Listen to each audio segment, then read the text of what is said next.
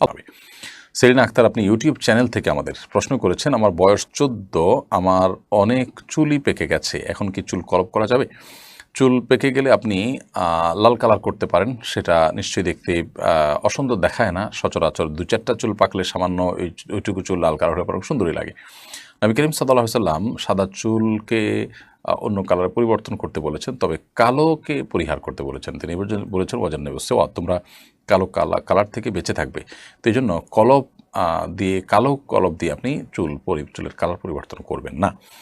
বেগম ফেরদাউস আক্তার লিখেছেন, হারিয়ে যাওয়া জিনিস সাদকা জারিয়া করে দিলে তা কি জায়েজ হবে? হারিয়ে যাওয়া জিনিস, যার জিনিস তাকে খুঁজে বের করে দিতে হবে। তাকে খুঁজে বের করার জন্য যত রকমের প্রক্রিয়া হতে পারে, প্রচেষ্টা হতে পারে, তার সবগুলো আপনাকে অবলম্বন করতে হবে।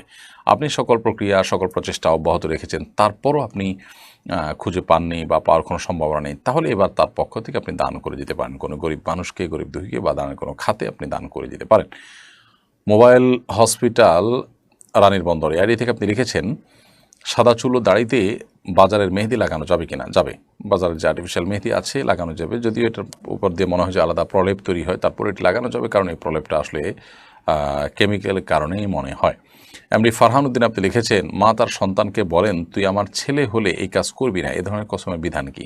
এটা কোনো কসমের মধ্যে পড়বে না, তবে মায়ের